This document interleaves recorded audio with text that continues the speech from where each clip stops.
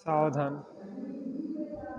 इडमो अर्हन्ताडम् इडमो सिद्धाडम् इडमो आयरियाडम् इडमो वज्झायाडम् इडमो लोये सबसाहुडम्।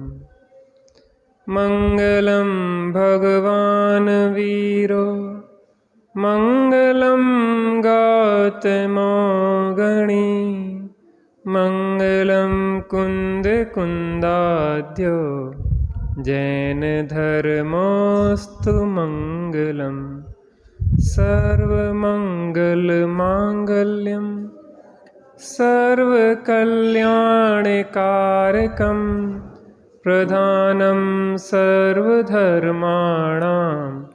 जैनं जयतु शासनं जैनं जयतु शासनं। नमः समय साराय स्वानुभूत्या चकासते चित्स्वभावाय भावाय सर्वभावान्तरच्छिदे वंदितु शवसिद्धे ध्रुवमचलमणोभवं गतिं पत्ते वोच्छामि समय पाहुड़ मिड़मो सुध केवली भड़िदम। आज अपन अभी तक की चर्चा का सार संक्षेप में चर्चा करेंगे। कल से वो चेतना बहन जी आ रही हैं तो उनका स्वाध्याय यहाँ पे चलेगा। तो अभी तक जो अपन ने चर्चा की है संक्षेप में उस चर्चा को अपन यहाँ पे कर रहे हैं।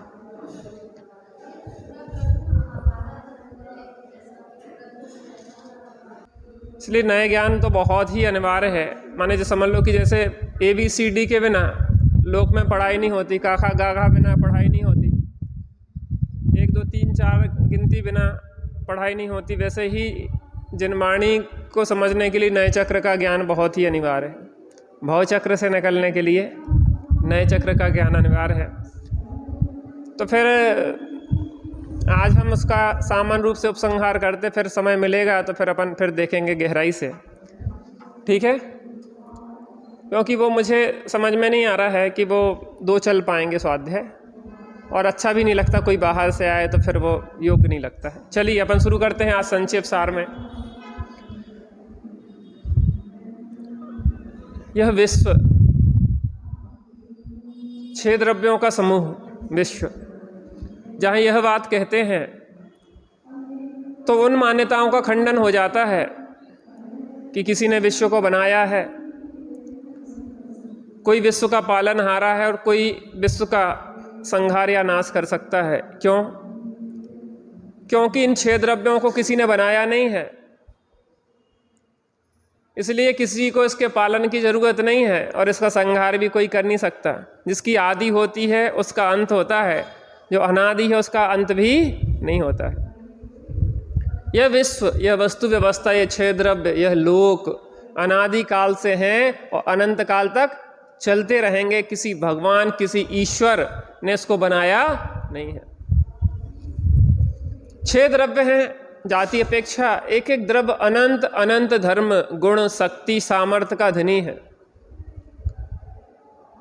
बात अन्य 5 द्रव्यों की छोड़ो को मतलब अभी तो प्रयोजन आत्मा को सुखी करने का है। तो आत्मा को जानना है हमें अगर, तो आत्मा को जानने के लिए आत्मा शब्द अकेला नहीं, आत्मा भाव है। क्या है? चित स्वभावाय भावाय, भाव स्वरूप है वो। तो भाव है तो उस भाव में क्या क्या भरा है, आत्मा शब्द में क्या क्या भरा हुआ है। अकेला आत्मा कह देंगे तो कुछ समझ में नहीं आता। लोक में भी अगर आप रसगुल्ला कहो और जो अपरिचित रसगुल्ले से है, रसगुल्ला शब्द उसको कोई भी प्रभावित नहीं कर पाएगा। क्यों? क्योंकि अभी रसगुल्ले के गुण धर्मों से वह परिचित नहीं है। रसगुल्ला उसको प्रभावित कर सकता है जो रसगुल्ले से परिचित है। इसका मतलब यह है परिचय बिना प्रीति नहीं होती। क्या कहा? परिचय बिना प्रीति नहीं होती, इसलिए पहले परिचय करना जरूरी है। तो हम परिचय तो करें पहले, अजीव द्रव्यों का परिचय इस रूप में करें कि ये मैं नहीं हूं। जीव द्रव्य का परिचय इसलिए करें कि ये मैं हूं। तो पहले संपूर्ण जीव को जानो, जीव द्रव्य को जानो। द्रव्य गुण पर्याय, शुद्धाशुद्ध पर्यायों से संयुक्त अनंत धर्मात्मक वस्तु।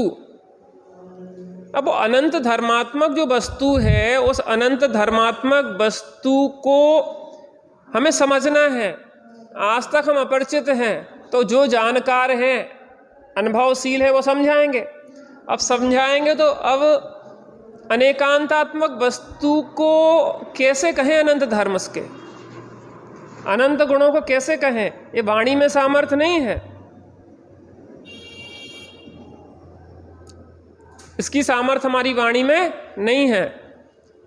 तो उसके लिए स्यादवाद शैली जिन शासन ने विकसित की, स्यादवाद, स्याद माने किसी अपेक्षा से, वाद माने होता है कथन।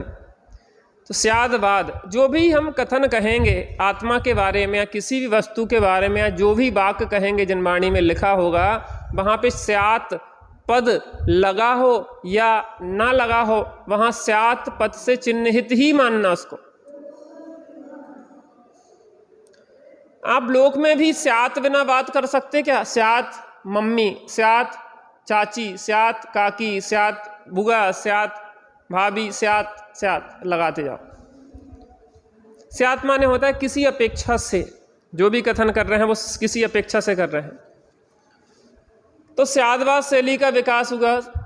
स्यादवाद शैली माने, स्याद माने किसी अपेक्षा से, वाद माने कथन, जो भी कथन करते हैं वो किसी अपेक्षा से किया जा रहा है एक चीज। अब स्यादवाद शैली का विस्तार सप्तभंगी न्याय के रूप में हुआ। किसके रूप में? सप्तभंगी। सात, किसी भी वस्तु को समझने के लिए 7 प्रकार के प्रश्न उत्पन्न होते हैं। उन 7 प्रश्नों का अगर समाधान हो जाए तो आपके अंदर से उस संबंधी संशय मिट जाता है। स्यात् अस्ति, स्यात् नास्ति, स्यात् अस्ति नास्ति, स्यात् अवक्तव्य, स्यात् अस्ति अवक्तव्य, स्यात् नास्ति अवक्तव्य, स्यात् अस्ति नास्ति अवक्तव्य। स्वचतुष्टय की अपेक्षा वस्तु अस्तित्व उसकी अस्ति माने है, लेकिन पर चतुष्टय की उसमें नास्ति है, स्यात् नास्ति। अपने चतुष्टय की अस्ति है, पर चतुष्टय की नास्ति, स्यात् अस्ति नास्ति। स्यात् अवक्तव्य, क्योंकि एक साथ अनंत धर्म गुणों को, शक्तियों को नहीं कहा जा सकता, अवक्तव्य। फिर कुछ कहने का प्रयास कहा, स्यात् अस्ति, स्वचतुष्टय की अपेक्षा है फिर भी पूरा नहीं कह पा रहे, स्यात् अवक्तव्य। पर चतुष्टय की नास्ति है फिर भी पूरा नहीं कह पा रहे, स्यात् अवक्तव्य।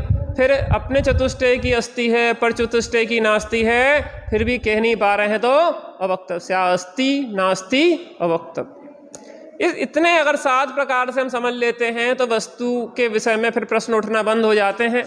ये 7 एंगल्स से ही प्रश्न होते हैं। अपन ने चर्चा की थी त्रिफला जिसे कहते हैं, 3 चीजों से मिली हुई एक वस्तु, त्रिफला, हर, बहेरा और आंवला। इन 3 चीजों के अधिकतम मेल बनाया जाए तो 7 ही बन सकते हैं। एक तो हर, बहेरा, आंवला, 3 का मेल, फिर 2 को मिला लो, हर, बहेरा, आंवला, ये 3 जे हो गए, और एक बार तीनों को मिला के 1, तो कितने हो गए? 7। 3 सिंगल, 3 डबल और 1 ट्रिपल।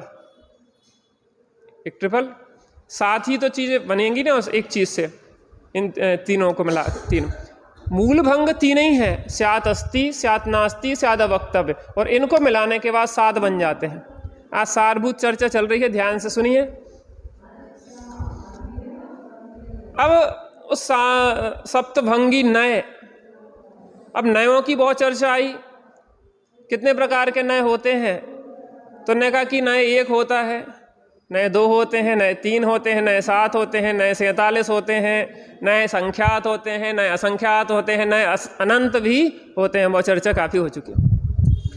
नए आगम के भी होते हैं, नए अध्यात्म के भी होते हैं।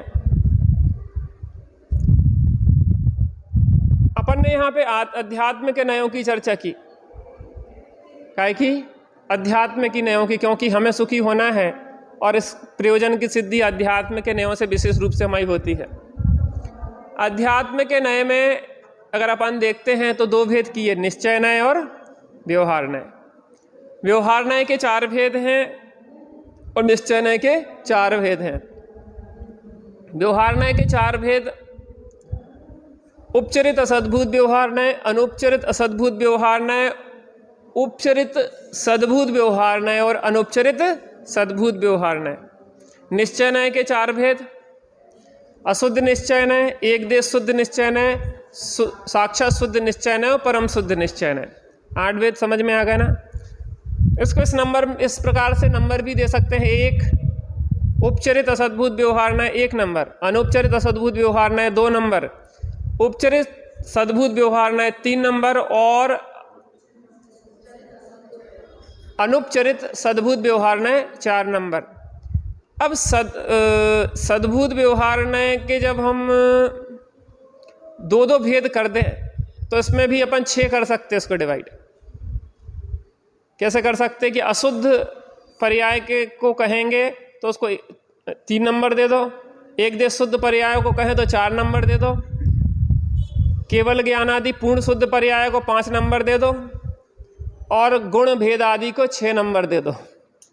6 भी दे सकते, 4 भी दे सकते, मूलतः 4 समझ लो। तो 1 नंबर जब कहें तो क्या लेंगे उसमें? उपचरित 100 रुपये पेनाल्टी गलत उत्तर देने पे।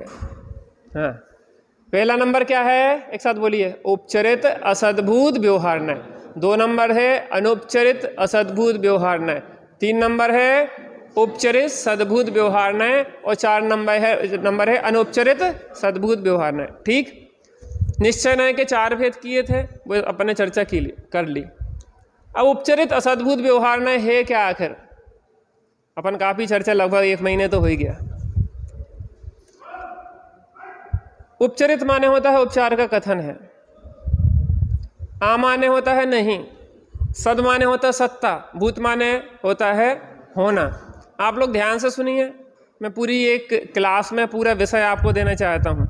कल से आपकी बहन जी की क्लास लेंगी चेतना बहन। चलिए, उपचरित माने क्या हुआ? उपचार का कथन है। असद्भूत माने क्या हुआ? आ माने नहीं, सद माने सत्ता, भूत माने होना। हम जो कथन कर रहे हैं, ये स्त्री आपकी है, ये धन आपका है, ये कुटुंब आपका है, ये परिवार आपका है, ये मकान आपका है, ये दुकान आपकी है, जो वस्त्र आपके हैं, ये हम सब कथन उपचार के कर रहे हैं। क्योंकि इस नए का विषय जो है, इस नए का जो विषय है वो दूर का संबंध बताता है। देखो, 2 प्रकार के संबंध होते, एक नजदीक का संबंध होता है, एक दूर का संबंध होता है। तो नजदीक का संबंध अनुपचरित असद्भुत व्यवहार नय में बताएंगे। दीदी समझ लेना ध्यान से, है ना। नजदीक का संबंध काय में बताएंगे? अनुपचरित असद्भुत व्यवहार नय। मैं अनुपचरित असद्भुत व्यवहार नय की परिभाषा और कर देता हूं, फिर दोनों को एक साथ लेते हैं। अनुपचरित का मतलब होता है कि उपचार का कथन नहीं है। असद्भूत माने होता है आ माने नहीं, सद माने सत्ता, भूत माने होना। पीछे का पार्ट तो दोनों का एक ही है, वहां उपचरित था, यहां अनुपचरित, इतना सा बदल गया। मैं आपसे पूछना चाहता हूं कि शरीर का संबंध भी उपचरित है कि अनुपचरित है? अरे शरीर को भी उपचार ही से तो आपका कह रहे हैं, वास्तव में है कहां? लेकिन उपचार 2 प्रकार के होते हैं। एक सगे संबंधी होते हैं, एक दूर के संबंधी होते हैं। जी आपके कौन है? कि दूर के रिश्तेदार हैं। कहाँ के रिश्तेदार हैं? दूर के रिश्तेदार हैं। जे कौन है? कि जी नजदीक के रिश्तेदार हैं। तो नजदीक और दूर का संबंध यद्यपि दोनों रिश्तेदार है ना, हैं तो रिश्तेदार दोनों, लेकिन एक को नजदीक का रिश्तेदार बना लिया, एक को दूर का रिश्तेदार बना लिया। ऐसी रिश्तेदारी इस शरीर से भी रिश्तेदारी है और शरीर के संबंधियों से भी रिश्तेदारी है, दोनों से है। लेकिन क्या है भाई साहब कि अब थोड़ा सा ये क्लोज है, इससे रिश्तेदारी थोड़ी नज़दीक की है। पत्नी से रिश्तेदारी थोड़ी नज़दीक की है, और दूर के रिश्तेदारों से वो थोड़ी दूर रहते, कभी कभार मिलते, 4-6 महीने साल भर में मिलते। जो पत्नी तो रोज दिखना है। ऐसे ही शरीर की रिश्तेदारी और पत्नी की रिश्तेदारी दोनों में अंतर है। शरीर का संबंध ऐसा है कि इस जीवन पर्यंत जितना आयु कर्म है तब तक इस शरीर को कितना ही आप छोड़ना चाहो, हम तो मर जाएंगे, हम तो कुएं में गिर पड़ेंगे, हम तो आग लगा लेंगे, हम तो जहर खा लेंगे। नहीं भाई साहब, जब तक आयु कर्म है तुम उसको कुछ भी नहीं कर सकते। ये ऐसा है कि लोग कहते हैं ना कि ये बीमारी तो हमारे शरीर के साथ ही जाएगी, ये प्राण जब तक नहीं छूटेंगे तब तक ये हमें छोड़ने वाली नहीं है, शरीर के साथ ही जाएगी। तो ये ऐसा शरीर है आत्मा के लिए कि जिस पर्याय के पहले छूटने वाला नहीं है, तुम लाख प्रयास करना छोड़ने का। तो इससे नज़दीकी बताने के लिए इसको अनुपचरित कह दिया, कर्मों से नज़दीकी बताने के लिए इसके लिए अनुपचरित कह दिया। कर्म भी जो बंधे हैं तुम कैसे भगाना चाहोगे? धक्का दे दे के भगाओगे क्या? जब तक के लिए वो आयु कर्म बंधा है वो बंधा ही रहेगा, छोड़ेगा थोड़ी ना। 70 कोड़ा कोड़ी का सागर का जो कर्म है वो बंधा है ना, कैसे छोड़ोगे, कैसे भगाओगे? अनुपचरित उपचार की बात नहीं है, जो शरीर का वैसा उपचार नहीं है जैसे स्त्री का है। स्त्री को तो आप संबंध विच्छेद भी कर देते, छोड़ो बहुत परेशान हो गए, नहीं अपने यहाँ वैसी व्यवस्था नहीं है, दीक्षा ले सकते आप छोड़ के उसको, अपन वो बात क्यों कहें। मैं एक बात और इसमें कहना चाहूँगा कि हमारी सतियों पे इतनी तकलीफ़ें आई लेकिन वो भागी नहीं। जीवन में संघर्ष तो है, भागने से किसी समस्या का हल होने वाला नहीं है, जागने से है। आपका विवाह जिससे हुआ है, दो अलग अलग विचारधाराएं हैं, दो अलग अलग सत्ताएं हैं, उनकी जीवन शैली अलग है, जैसा उन्होंने जीवन जिया है, जिनके संसर्ग में रहे, सोच अलग अलग है, तो एडजस्टमेंट किया जाता है। अगर कोड़ीपति मिल गया है स्वीकार करना पड़ेगा, उसी के साथ आनंद से रहो, जैसा है बढ़िया साधर्मी के साथ रहो। कहाँ कहाँ किस किस से भागेंगे? तुम पति से भाग सकते हो, तुम पत्नी से भाग सकते हो, तुम बच्चों से भाग सकते हो, ये शरीर से कैसे भागोगे?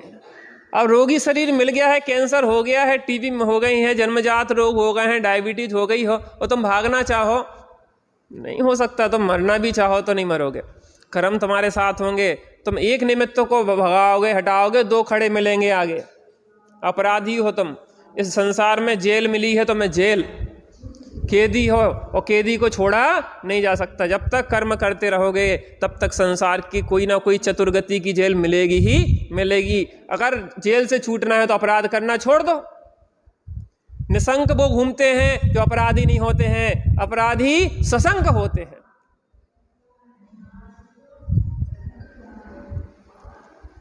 तो शरीर का ऐसा संबंध है जो क्लोज है, इसलिए इसको क्या कहा? अनुपचरित। असद्भूत इसलिए कहा कि फिर भी ये आत्मा की सत्ता में नहीं है। लेकिन जो संयोग स्त्री पुत्र कुटुंब धन मकान है, जो थोड़ी दूर के हैं, शरीर से संबंध जोड़ दिया अपन ने, जे मेरी पत्नी, जे मेरा बच्चा, जे मेरा मकान, जे शरीर के संबंधी के संबंधी, दूर के संबंधी है, तो उसको उपचरित में डाल दिया। उपचरित असद्भूत व्यवहार ने, उपचरित माने उपचार का कथन है, असद्भूत आ माने नहीं, सद माने सत्ता, भूत माने होना, फिर भी जे आत्मा की सत्ता में नहीं है। उपचार का कथन है स्त्री पुत्र कुटुंब मकान धन आदि को अपना कहना। शरीर को अनुपचरित में इसलिए डाला कि जो नजदीक का संबंधी है, लेकिन फिर भी आत्मा की सत्ता में यह नहीं है। 3 नंबर के नए पे आते हैं अगर अपन, तो उपचरित सद्भूत व्यवहार। उपचरित माने उपचार का कथन है, सद माने सत्ता, भूत माने होना। बहुत बढ़िया, मेहनत रंग लाई है। आपसे भी मैंने बहुत मेहनत करवाई है और भाई सब लोगों ने भी लिखा है, बड़ी खुशी होती है कि जीवन में कभी इस चीज़ का प्रारंभ तो करना होगा ना। आप कॉन्फिडेंस अपने अंदर खुद लाना पड़ेगा, खुद को उठाना होगा, खुद को मोटिवेट करना होगा। दूसरा क्या मोटिवेट करेगा? तुम डीमोटिवेट हो, दूसरा तुम्हें उठाना चाहे, जो पड़ा है उसको कितनी उठाओ वो उठ नहीं सकता, जो थोड़ा उठना चाहे उसको सहारा दिया जा सकता है। जो कह रहा है हमें तो कोई मेहनत करने नहीं है, हम तो सो रहे आराम से, तुम पढ़ाते रहो। भाग्य से यहाँ ऐसा एक भी कोई नहीं है कि जिसने मेहनत नहीं की हो, सबने बहुत मेहनत की। तो उपचरित सद्भूत व्यवहार ने। उपचरित माने उपचार का कथन है, सद माने सत्ता, भूत माने होना। ये इस नय में उन चीज़ों की चर्चा की जाएगी जो आत्मा की सत्ता में है, वस्तु की सत्ता में है। पहले 2 नयों में उनकी चर्चा की थी, 1 नंबर 2 नंबर में, जो आत्मा की सत्ता में नहीं थे। रिश्तेदारी थी, किसी से दूर की थी, किसी के नज़दीक की थी, लेकिन दोनों रिश्तेदार निकले, अपना कोई भी नहीं निकला। जग में जिसको निज कहता मैं, वह छोड़ मुझे चल देता है, या छोड़ मैं उसे चल देता हूँ। मैं आकुल व्याकुल हो लेता, या वो आकुल व्याकुल हो लेता, और व्याकुल का फल। कितनी रिश्तेदारी कहाँ तक निभाओगे आखिर? रिश्तेदारी तो टूटने वाली है आखिर एक दिन। लेकिन इसमें ऐसी व्यवस्था नहीं है, जे बहुत अपना ही है, अपना है भाई साहब। उपचरित सद्भूत, सत्ता भूत, आत्मा की सत्ता में है। राग जो है वो आत्मा की सत्ता में है, आत्मा की सत्ता से बाहर नहीं है भाई साहब। राग को टेबल कुर्सी माइक में नहीं खोजने चले जाना। माइक को बहुत राग हो गया मेरे से, जो छोड़ ही नहीं रहा मुझे, अब मैं कैसे छोड़ूं क्लास। ये माइक कह रहा है कि नहीं भाई साहब आपको छोड़ना नहीं है, क्योंकि मुझे आपसे राग हो गया है। तो आप क्या कहोगे? भाई साहब कैसी बातें कर रहे हैं, पुद्गल में भी राग होता है क्या? तो राग तो आत्मा की सत्ता में है। ये भी एक दृष्टिकोण है, 6 दृष्टिकोण में आपको पहले समझा चुका। क्या क्या है, बहुत गजब गजब बातें हैं। नए चक्र को पढ़ने में इतना मज़ा आता है, पढ़ाने में इतना मज़ा आता है। और हम इस बार चाह रहे थे कि हम बहुत डीपली पढ़ाएं। उस पुस्तक में इतना बढ़िया तरीके से समझाया है। और इसमें क्या, तुलनात्मक जो अध्ययन है ये बहुत महत्वपूर्ण है, क्योंकि 2 के अंतर को डिवाइड नहीं कर पाते हम। अभी एक गाथा समय सारथी में आचार्य अमृतचंद्र देव ने उद्धृत की थी टीका के अंतर्गत, कि अगर तुम व्यवहार को छोड़ोगे तो तीर्थ का लोप हो जाएगा, और निश्चय को छोड़ोगे तो तत्व का लोप हो जाएगा। अभी इसमें जो अपन पढ़ रहे थे ना, निश्चय व्यवहार में तुलनात्मक अध्ययन, इसके अंतर्गत बहुत अच्छी विवेचना आने वाली थी। बहुत सारे पॉइंट थे, 15-17 पॉइंट थे, मैंने तो साथ ही पढ़ाए थे उसके। निश्चय को छोड़ना, व्यवहार को छोड़ना कि नहीं छोड़ना, है कि नहीं है, जो बहुत गंभीर विषय है। जीवन भर अनसुलझे रह जाते हैं। व्यवहार को छोड़ना तो दोनों को ग्रहण अंगीकार बताया, तो कैसे अंगीकार करना, क्या करना, ये बहुत जरूरी है समझने। जीवन और मौत जैसे प्रश्न हैं। आप वो पुस्तक में यहाँ रखूँगा, आप उसको पढ़ना, देखेंगे क्या समय रहता है। वैसे तो आपकी उसमें मैंने डाली है गाइड, वो दिखे, वैसे PDF भी है उसकी, मैंने डाल दी है। पुस्तक भी रख दूँगा, 1 आध दिन में आ जाएगी मेरे पास, कल आ जाएगी जहाँ तक। तो पढ़ो इसको गहराई से। आपको व्यक्तिगत पढ़ना पड़ेगा पूरा A to Z। मेरी तो इच्छा थी मैं पूरी A to Z पढ़ाऊँ, लेकिन देखेंगे योग्यता क्या होती है। उपचरित सद्भूत, उपचरित माने उपचार का कथन है, सद माने सत्ता, भूत माने होना। आत्मा की सत्ता में है राग आदि, ठीक है ना। मति ज्ञान वाला जीव, मति ज्ञान पर्याय ज्ञान गुण की अल्प विकसित पर्याय है। अवधि ज्ञान ज्ञान गुण की अल्प विकसित पर्याय है।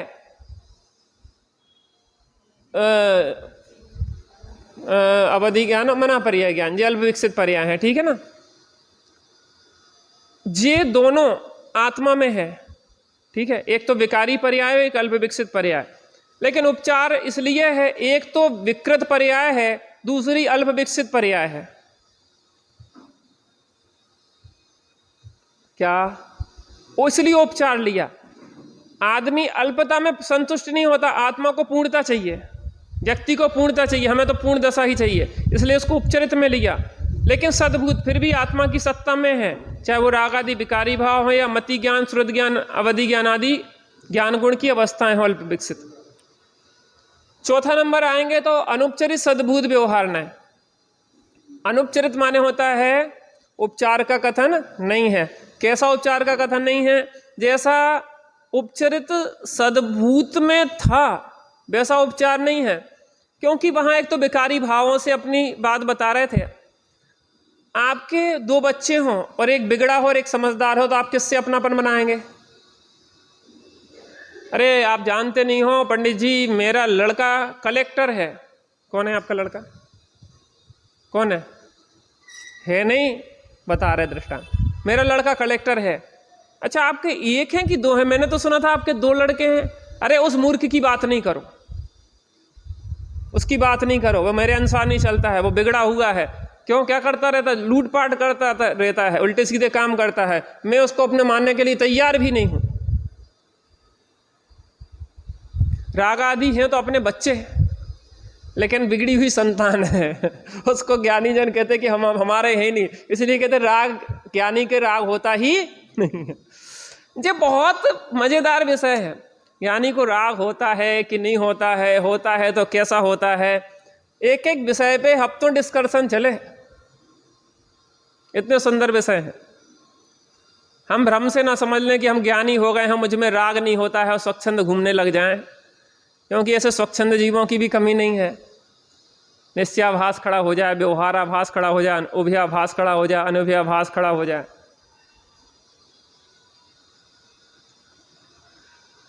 तो अनुपचरित सद्भूत व्यवहार न अनुपचरित सद्भूत व्यवहार न कह रहा है कि केवल ज्ञान वाला आत्मा, क्योंकि ना तो हम विकारी पर्यायों को अपना कह रहे हैं, ना अल्प विकास में संतुष्ट है। हम पूर्ण विकास चाहते हैं, हमें तो पूर्ण दशा ही चाहिए। वास्तव में अगर देखा जाए, हमारे लिए कोई भी पूर्ण आदर्श है तो सिद्ध भगवान है। अरिहंत भगवान भी पूर्ण आदर्श नहीं है।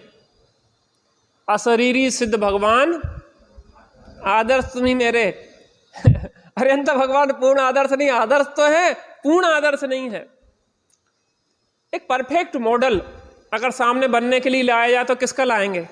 परफेक्ट। हमें तो यही दशा चाहिए, हमें तो सिद्ध दशा चाहिए, हमें तो सिद्ध दशा, अरिहंत दशा भी नहीं चाहिए, सिद्ध दशा चाहिए, हमें तो पूर्ण दशा चाहिए, परिपूर्ण दशा चाहिए।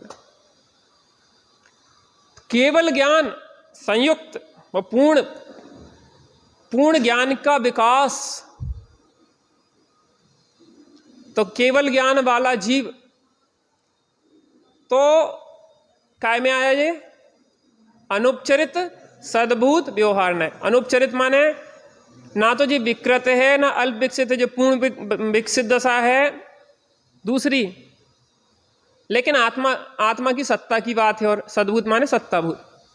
इसका दूसरा पार्ट भी है गुणभेद कल्पना, अर्थात ज्ञान वाला, दर्शन वाला, चारित्र वाला, सुख वाला, इस तरीके से इसमें भेद किए जाते। तो पहले उपचरित सद्भूत व्यवहार के दो पार्ट किए गए, राग वाला जीव एक पार्ट, मति ज्ञान वाला मतलब विकसित पर्याय वाला जीव दूसरा पार्ट।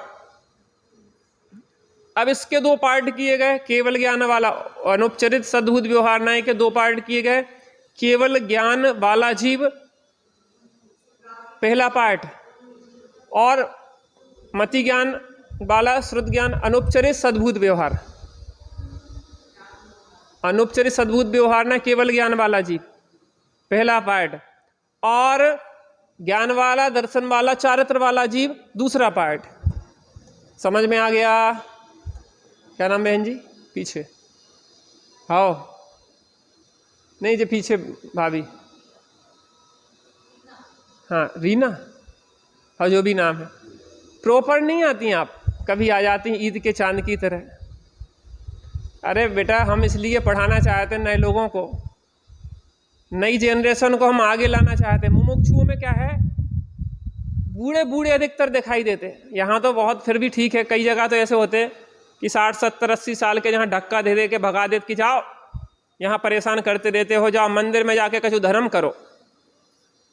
क्या सुनाई देत कि नहीं सुनाई तो देना, उन्हें 10 साल से नहीं दे रहा है। दिखाई थनक तना झाई पड़त है खाली, बाकी दिखाई भी नहीं देते। समझवे की बुद्धि है, नहीं समझवे की नहीं, अब समझावे की बुद्धि है उनकी।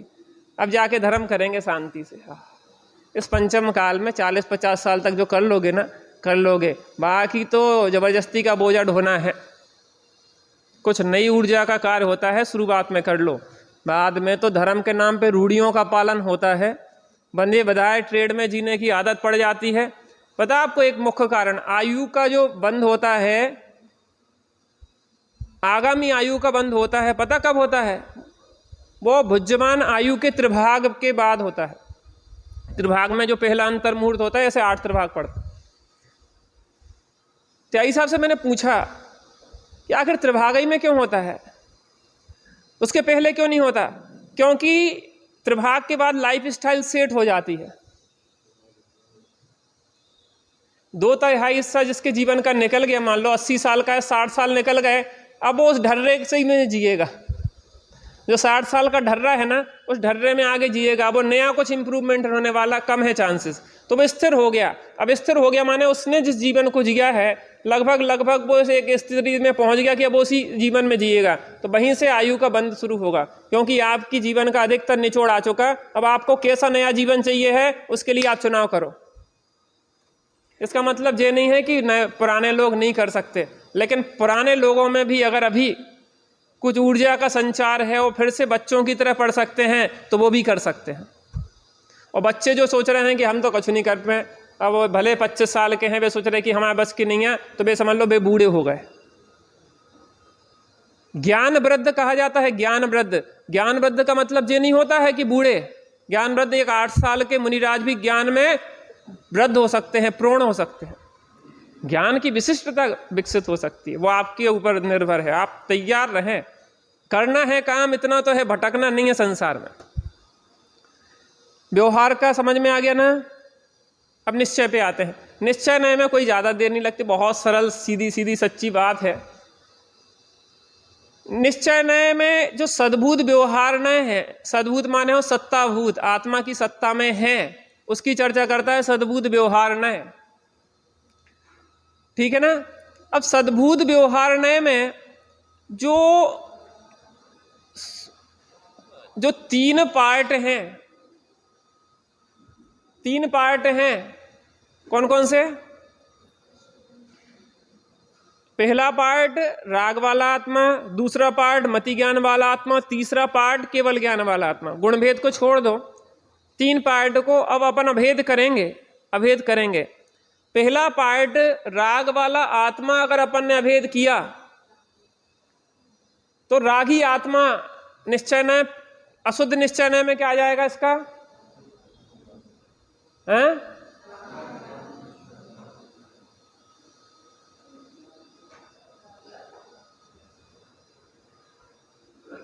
रागी आत्मा कौन सा?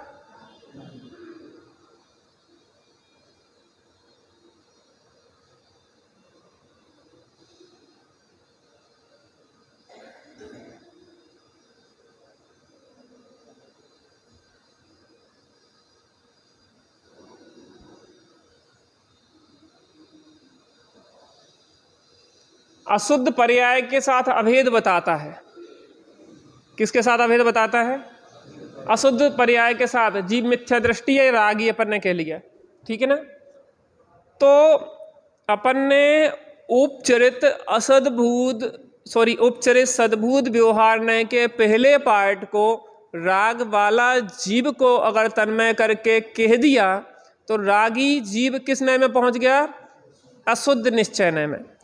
अपन ने उपचरित सद्भूत व्यवहार नय के दूसरे पार्ट को मति ज्ञान वाला जीव को अगर तन्मय करके कह दिया तो निश्चय नय का कौन सा भाग बन जाएगा? 2 नंबर। एक देश शुद्ध निश्चय नय, अर्थात मति ज्ञानी जीव। अभेद सो निश्चय, भेद सो व्यवहार। अब अपन ने अनुपचरित सद्भूत व्यवहार नय के 1 नंबर के पार्ट को अभेद करके कहा तो निश्चय नय का 3 नंबर पार्ट बन जाएगा। यहाँ 3 नंबर पे है, वहाँ भी 3 नंबर बन जाएगा। यहाँ 1 नंबर पे है, वहाँ 1 नंबर बनेगा। यहाँ 2 नंबर पे है, वहाँ 2 नंबर बनेगा। यहाँ 3 नंबर पे है, वहाँ 3 नंबर बनेगा। क्योंकि अपन सद्भूत के अब 4 भेद कर दिए थे। पहले 4 पूरे व्यवहार के 4 कर दिए थे, अब सद्भूत व्यवहार के 4। क्योंकि असद्भूत को निश्चय में नहीं लेते, असद्भूत के साथ तन्मयता नहीं दिखाई जाती। सद्भूत व्यवहार में चूंकि आत्मा के गुण पर्यायों की चर्चा है तो उसी के साथ अभेदता होगी, इसलिए वो निश्चय नय बनेगा। यहाँ राग वाला जीव कहा था तो वहां रागी जीव अशुद्ध निश्चय नय पहुंच गया। यहाँ मति ज्ञान वाला जीव कहा था तो वहां मति ज्ञानी जीव एक देश शुद्ध निश्चय नय में। और यहाँ पे अनुपचरित सद्भूत व्यवहार नय का जो पहला पार्ट था केवल ज्ञान वाला जीव, उसको केवल ज्ञानी जीव बोल दिया तो वो 3 नंबर साक्षात शुद्ध निश्चय नय में पहुंच गया। मैं जो आपके ग्रुप पे डालता जाता हूँ, इनको आप फिर से सुन लेंगे तो क्लियर होगा कॉन्सेप्ट। विषय समझ में आ रहा ना? निश्चय नय के 3 भेद तो बन गए। एक बार कोई बताएगा मुझे? हाँ हाँ बोलो। हाँ ठीक है।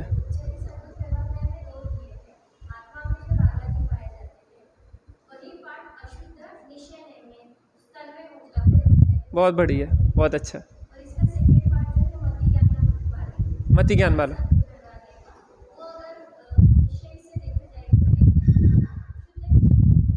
क्या बोलेंगे इसको अपन? एक देश शुद्ध निश्चय में मति ज्ञान वाले जीव को क्या बोलेंगे? मति ज्ञानी जी। बहुत अच्छा। हाँ आगे।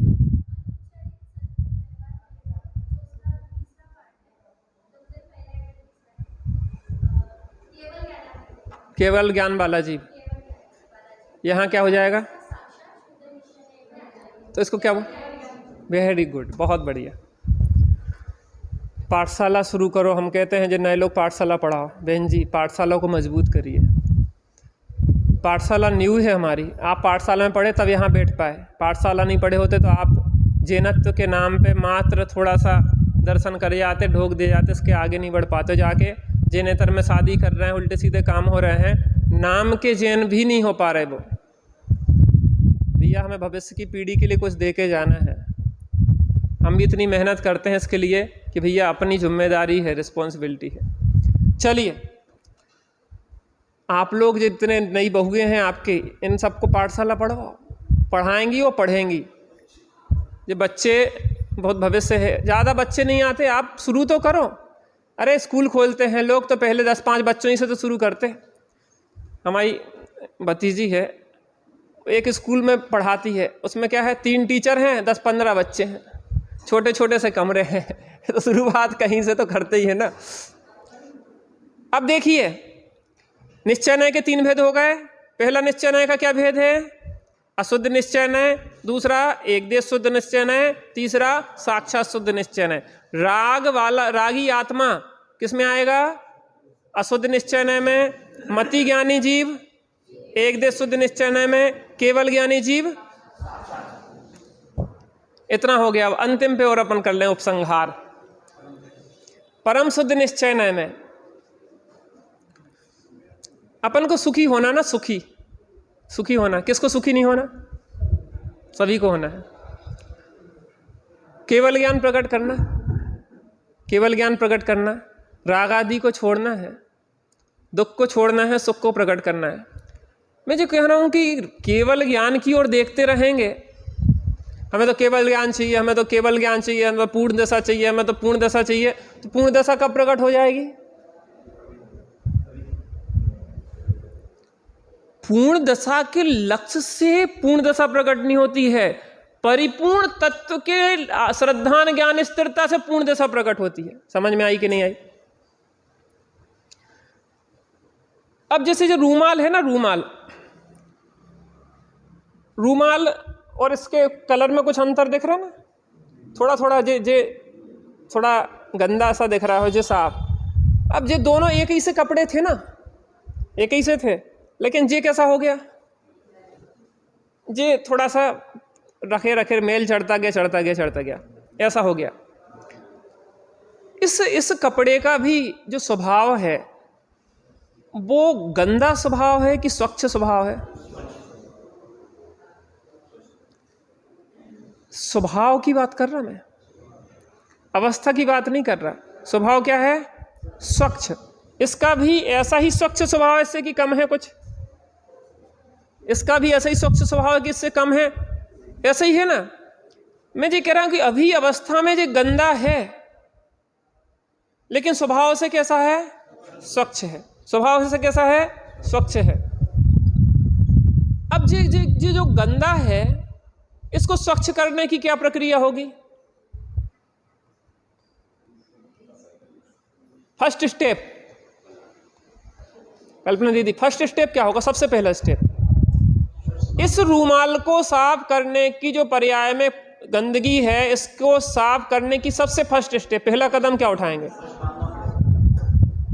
ये बात स्वच्छ है ये स्वीकार करना पड़ेगा, सबसे फर्स्ट स्टेप। बात समझ में आ रही ना सबको? शंभू भैया समझ में आ रही ना? प्रदीप भाई साहब, फर्स्ट स्टेप सबसे पहले मैंने एक दृष्टांत दिया था। आपको बच्चा स्कूल गया और बरसात में कीचड़ में गिर गया, कपड़ा पूरा काला काला काला, रोता हुआ गया, मम्मी कपड़ा खराब हो गया, कपड़ा खराब हो गया, हम क्या करें? मम्मी के लिए कोई बात नहीं, मम्मी मुस्कुरा रही है, बच्चा रो रहा है। किस दृष्टि के बल पे मम्मी मुस्कुरा रही है? द्रव्य दृष्टि। पज्जे मूढ़ा ही परसमया। जिसकी दृष्टि आत्मा की है वो स्वसमय है, स्वभाव की दृष्टि वो स्वसमय है, जिसकी पर्याय की दृष्टि है वो परसमय। बच्चा परसमय है और मां स्वसमय। मां मुस्कुरा रही है, मां मुस्कुरा रही है, कोई बात नहीं। मम्मी कपड़े खराब हो गए और तुम मुस्कुरा रही हो, बेटा मुझे पता है कि कपड़ा गंदा हुआ है, लेकिन कपड़े का स्वभाव गंदा। कमलेश भाई साहब, मुस्कुराहट आना चाहिए कि नहीं? अभी भी इस पर्याय पामर पर्याय में भी, रागद्वेष संयुक्त पर्यायों में भी मुस्कुराहट किसके बल पे है? अरे वो सर्फ एक्सेल तो सेकंड स्टेप है, अभी नहीं। अभी तो स्वभाव स्वच्छ है। हूं परमात्मा छू एम नक्की कर, एम निर्णय कर, एम अनुभव कर, हूं परमात्मा छू, मैं हूं, मैं परमात्मा हूं। पहला स्टेप क्या है? मैं परमात्मा हूं, मैं परमात्मा हूं, मैं स्वभाव से परमात्मा हूं। एक ये रुमाल स्वभाव से स्वच्छ है, स्वभाव से स्वच्छ हो गया तो अभी आनंद नहीं आया। आनंद ऐसा कि अभी अवस्था में सिद्ध दशा तो प्रकट हुई नहीं। अब स्वभाव की स्वच्छता है, स्वभाव स्वच्छ है, पहला स्टेप। माँ का निर्णय है कि कपड़ा स्वच्छ है स्वभाव से। अब सेकंड स्टेप, अब माँ को टेंशन भी हो गई, अब धोना पड़ेगा, तो फिर प्रसन्नता आई, सर्फ एक्सेल। कपड़ा स्वभाव से स्वच्छ है, इसने तो बल दिया, लेकिन दूसरे स्टेप पे जब उसको स्वच्छ करना है पर्याय में, तो सर्फ एक्सेल ने बल दिया। अरे देवसास गुरु है ना, स्वभाव को लक्ष्य करेगी जो परिणति, वो भी शुद्ध हो जाएगी। अब क्या किया? सर्फ एक्सेल में 20 मिनट के लिए कपड़े को गलाओ, थोड़े गर्म पानी करके हिलाओ, थोड़ा रग लो और 2 पानी से निकालो। जैसा स्वभाव स्वच्छ था वैसा पर्याय में भी स्वच्छ हो गया। समझ में आया? परम शुद्ध निश्चय न कहता है कि मेरी दृष्टि जब तुम करोगे, मेरी दृष्टि जब तुम करोगे तो उसमें पर्याय दिखती ही नहीं है, गुणभेद दिखते ही नहीं है, पर्याय की अशुद्धता शुद्धता कुछ दिखती नहीं है। मैं तो त्रिकाल शुद्ध, निरावरण, निराकार, निर्बाध, अपरिणामी, जो भी नाम लो, ग्रंथों में उसी के गीत गाए गए हैं, समय सार में उसी के गीत हैं पूरे। ना प्रमत्त है ना अप्रमत्त है, बस एक ज्ञायक मैं वो हूं, ध्रुव की चट्टान, जिसमें किसी शुद्धाशुद्ध पर्यायों का प्रवेश होता ही नहीं। आज थोड़ा सा लास्ट 2-4 मिनट और ले लें। परम शुद्ध निश्चय है। अब परम शुद्ध निश्चय का विषय यह है कि जो कभी विकृत हुआ नहीं है उसे स्वच्छ करने की जरूरत भी नहीं है। जो स्वच्छ स्वभाव है, जिसमें मेल का प्रवेश होता ही नहीं है, उसे धोने की जरूरत भी नहीं है। और पता, पर्याय की जितनी अशुद्धता है उसके लक्ष्य से स्वयं धुल जाती है। अस्थिरता जन्य प्रभो दोष भारी, ध्यान से सुनना एक एक शब्द। अस्थिरता जन्य प्रभो दोष भारी, खटकती है रागादि परिणति विकारी। ये तो स्टेप वर्तमान पर्याय का ज्ञान हो गया। क्या है? खटक भी रही है, विश्वास है शीघ्र ये भी मिटेगी। कैसे मिट जाएगी? इतनी विकृति, इतनी अशुद्धता हंजन चोर के रख कैसे मिट जाएगी? स्वभाव के सन्मुख ये कैसे टिकेगी। उस परम पारणामिक भाव ध्रुव तिरकाले घाव भाव के सामने एक क्षण का जिसका श्रद्धान सम्यक दर्शन है, जिसका ज्ञान सम्यक ज्ञान है, जिसमें स्थिरता सम्यक चारित्र है और जिसके आश्रय से ही सिद्ध दशा प्रकट होती है, वह परम शुद्ध निश्चय है। ध्यान का ध्येय, ज्ञान का ज्ञेय और श्रद्धान का श्रद्धेय है। हम सभी उसी को प्राप्त करें, उसी का लक्ष्य करें ऐसी मंगलमय भावना से। कल से चेतनाबेन का स्वाध्याय चलेगा। चेतनाबेन देवलाली की है ना, उनका आना आ चुकी हैं वो दरअसल। कल से उनका स्वाध्याय का लाभ प्राप्त होगा। अभी अपनी क्लास यहाँ तक ही चल रहा। निज निधि निज